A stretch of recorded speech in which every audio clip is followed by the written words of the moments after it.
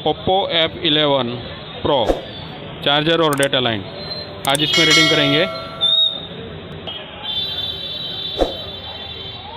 यहाँ पे है USB डेटा लाइन और वी बस की लाइन।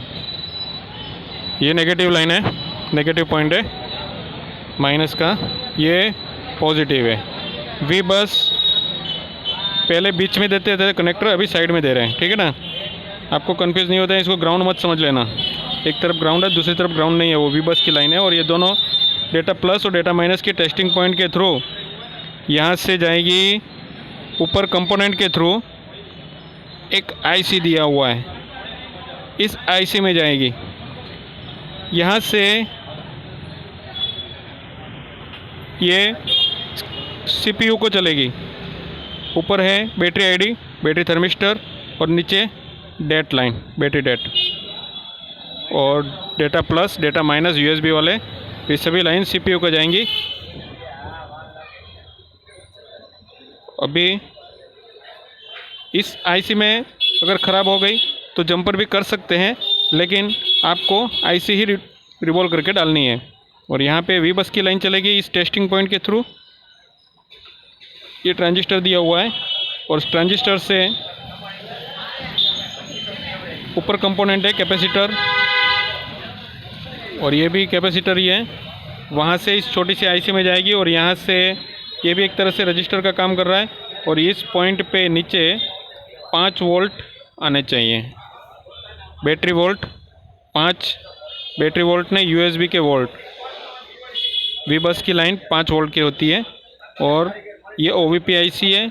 OVP IC में अगर कोई ख़राबी है तो इसको चेंज कर देना है।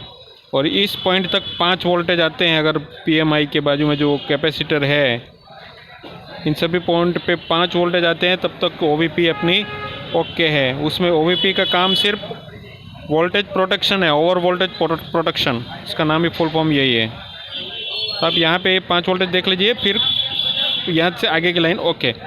अब ये BQ है, BQ IC, यहाँ से जिसको PMI भी कहते हैं, ये IC बैटरी वोल्टेज आउट करेगी 3.7 से 4.2 तक। ये लाइन जाएगी सीधी बैटरी को, ये ट्रांजिस्टर के थ्रू होते हुए। ट्रांजिस्टर ये सभी प्रोटेक्शन इनमें भी दिया हुआ है और आउट में भी ट्रांजिस्टर दिया हुआ है, वी बस के लाइन में और वी बैट के लाइन में। और ये होते हुए यहाँ से ये दोनों टेस्टिंग पॉइंट ऊपर हैं, वहाँ से होते हुए बैटरी प्लस पॉइंट को जाएगी। अब यहाँ से नीचे है बैटरी थर्मिस्टर की लाइन और बैटरी ID की लाइन, और ऊपर है वी बैट की लाइन, बैटरी डेट की लाइन। इन 3 लाइन में कंपोनेंट, ये है बैटरी डेट की लाइन। इन 3 लाइन में कंपोनेंट जो दिया हुआ है रजिस्टर, और तीनों लाइन में सेम वैल्यू का, अगर ख़राब है तो सेम वैल्यू का डालना है। अदरवाइज़ बैटरी थर्मिस्टर की लाइन में देखो, अभी बताता हूँ आपको। बैटरी थर्मिस्टर की लाइन में जो कंपोनेंट है, उस कंपोनेंट में ये है, अगर कंपोनेंट ख़राब है 100K का समझो हो, तो अगर ख़राब है तो आप चार्जिंग में battery temperature too high, battery temperature too low, इस तरह का मैसेज डिस्प्ले पे आता रहेगा। ये सभी लाइन CPU को है, ठीक है। ये CPU इनको कंट्रोल करती है।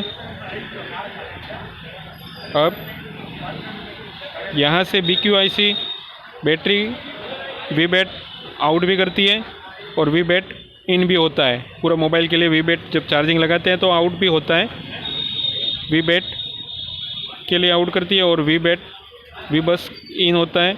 और ये VPH पावर यहाँ से आउट होता है।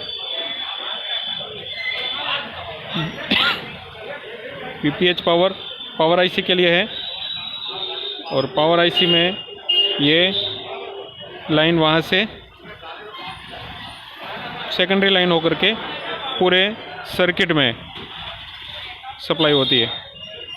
ये सभी है USB data minus, USB data plus, battery date, battery thermistor, V bus, battery ID। ये सभी लाइन इम्पोर्टेंट हैं बैटरी चार्जिंग के लिए और डेटा ट्रांसफ़र के लिए। आप इसमें कोई कॉम्प्रोमाइज़ नहीं कर सकते।